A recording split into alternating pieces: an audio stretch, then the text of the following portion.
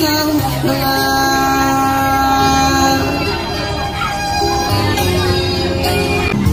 ito sa It's a Shrine, pangatlong gabi na ho natin ito. Maraming salamat ho sa inyong maraming Pilipino na nagmamahal sa ating bansa. Talagang tunay po kayong makabayan at tunay po kayong may malasakit sa ating bansa.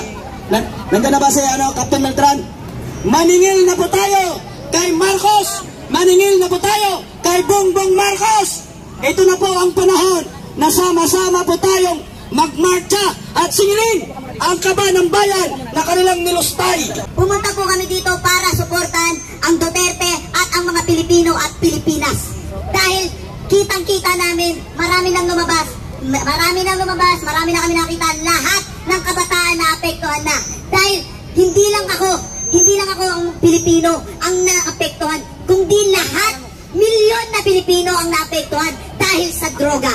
Dahil dyan, dahil droga rin ang humasak sa pamilya ko. Droga din ang dahilan kung bakit nagawa ng tatay ko ang nagawa niya sa ate ko.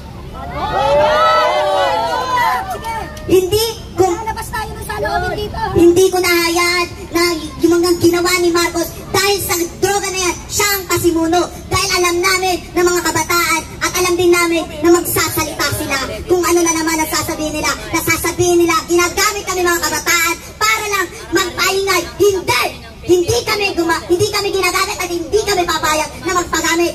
Dahil kami, Pilipino rin kami, naiintindihan namin ang bawat nararamdaman ng kapwa namin Pilipino. Dahil sa ginawa mo, Marcos, nag-ingay na ang mga Pilipino, naggalit na. Di ba sinabi mo, nagbabaguhin mo Pilipinas? Di ba? Pero anong ginawa mo? Iisa-isahin natin. Dahil isa-isahin natin. Sige, yung bagyo na sunod-sunod na tumaan, na maraming namatay na Pilipino, marami ang nadisgrasya, nabaha, marami. Pero anong ginawa mo? Wala. Nakuha mo pang manood ng concert, nauna mo pa yun. Kung mabuti ka talagang pinuno at mabuti ka talagang presidente ng Pilipinas, ipakita mo noon pa lang. Dahil nung nag-campaign ka pa lang, kung ano-ano pinakita mo, gumawa ka pa ng movie, nakala namin na totoo. Pinutol mo kami. Niloka mo kami. Kung ano-ano pa pinakita mo para lang umangat ka, para may luklok ka lang, hanggang sa naniwala ang ibang Pilipino, hanggang sa marami ang gustong magluksok sa'yo. Pero ano nangyari? Nung nagluklok sa'yo, anong ginawa mo? Nung naging presidente ka, nagsimula, naghirap kami. Kung ano-ano nangyari, tumaas ang diesel, tumaas ang mga presyo ng bigas.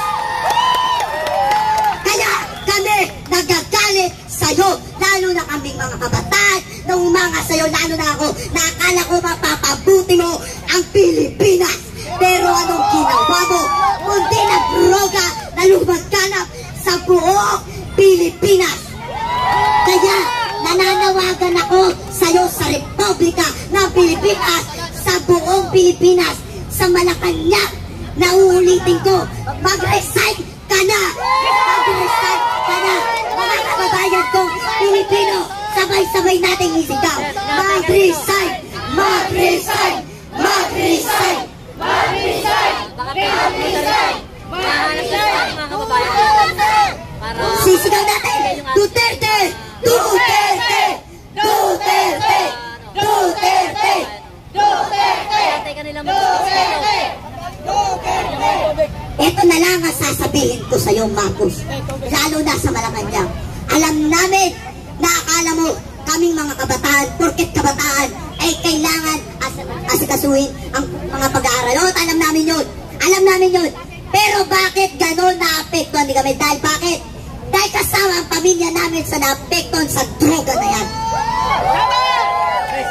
Kaya kami mga kabataan, hanggat kaya namin lumaban, hanggat kaya namin dahil Pilipino rin kami, hindi kami matatakot sa'yo. Laban! Kahit marami ka pang ipadalang militar, dahil hindi kami malulupig ng kung sino man, dahil kami ay Pilipino din.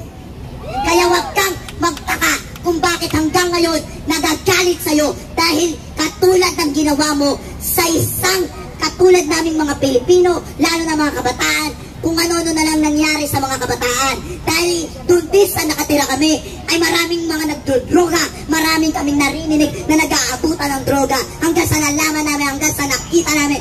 At nung nalaman ko, pati Su Duterte, Sara, kinalaban mo, kaya kami nagalit sa'yo, dahil kami sumuporta rin sa'yo.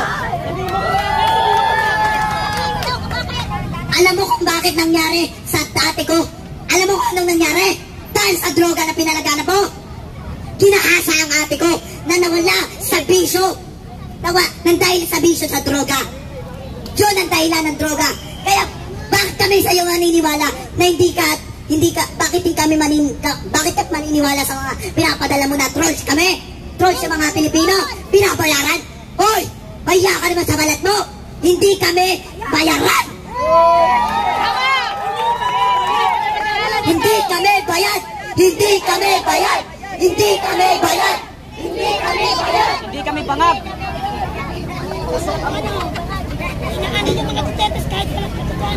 Kaya nananawagan pala ako sa mga Pilipino na nananatili sa bahay. Mahiya naman si Marcos. Kahit ano pa ang panakot sa atin. Huwag kayong mag-alala.